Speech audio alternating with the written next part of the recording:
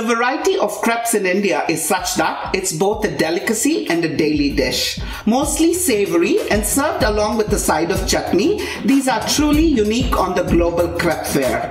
Hello, I'm Ven Paturi and welcome to another episode of Beginner Series on Indian Cooking on Eats India. Today we are going to prepare a Green Gram Crepe called Pesarattu and serve it with a side of Spicy Ginger Chutney.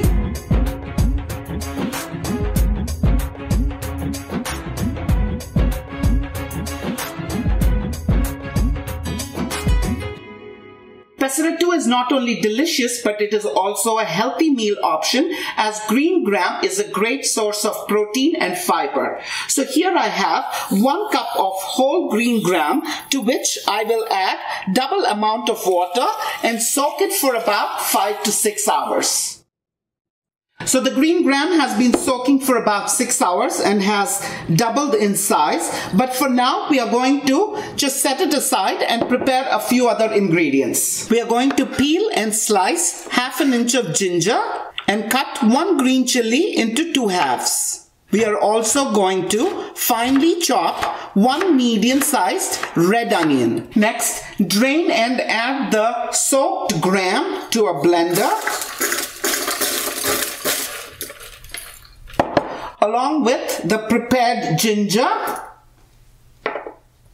green chilies, and 1 teaspoon of cumin seeds.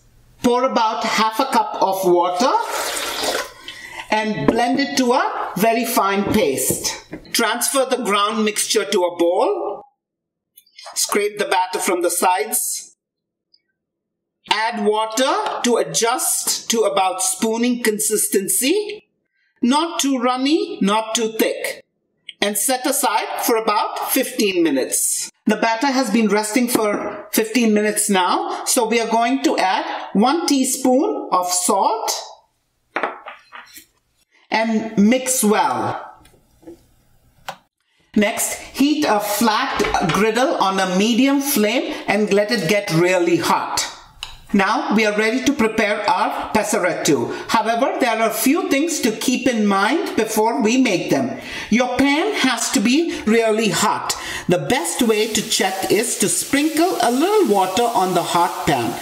If the water sizzles rapidly before evaporating, then it's hot.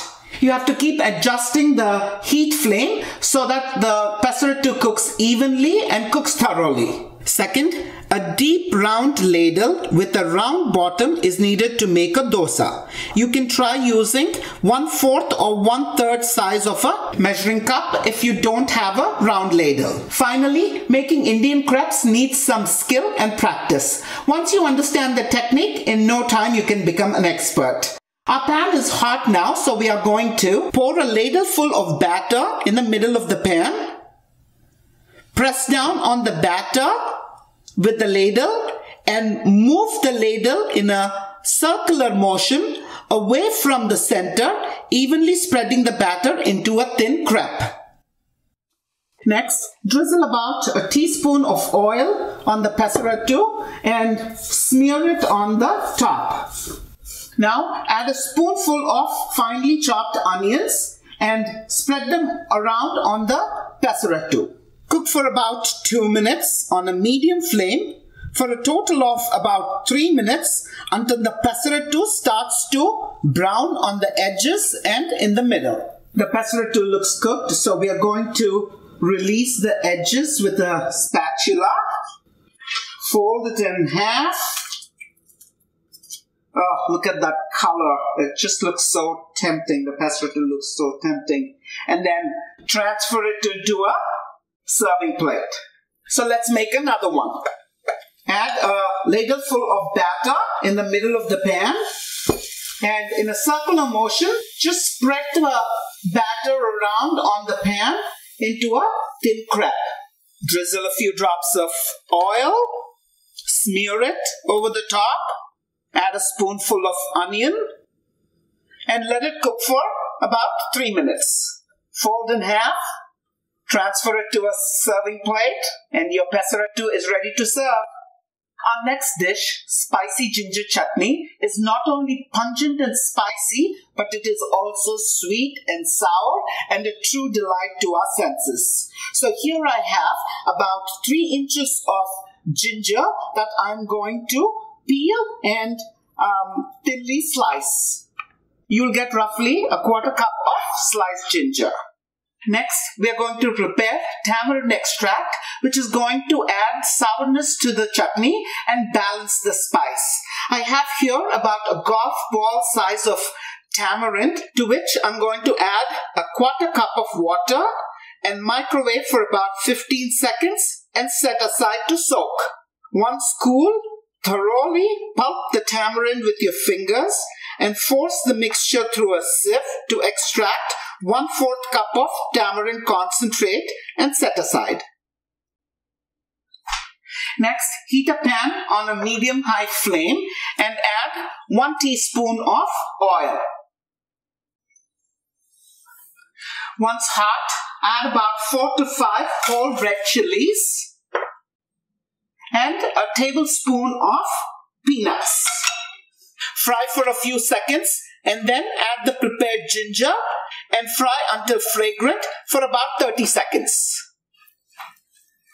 The mixture has been frying for a few seconds now and it smells very fragrant. So I'm going to turn off the flame and then add it to a blender along with 2 tablespoons of powdered jaggery, the prepared tamarind extract, 1/4 teaspoon of turmeric, half a teaspoon of salt, and grind it to a fine paste. Transfer the ground chutney to a serving bowl and we just have to finish our chutney with a tempering before it's ready to serve, for which I'm going to heat a frying pan and add 1 teaspoon of oil. Once hot, add half a teaspoon of mustard seeds and a few curry leaves. Once they start to crackle, add them to the chutney and your spicy ginger chutney is ready to serve. So our pesarattu and spicy ginger chutney are ready. So let's give it a taste. I'm going to serve myself a little bit of chutney on a plateful of pesarattus. Tear a piece of the pesarattu, dip it in the chutney, and give it a taste. The pesarattu is wholesome, crunchy. The chutney is spicy. I'm going to have another piece with the onions.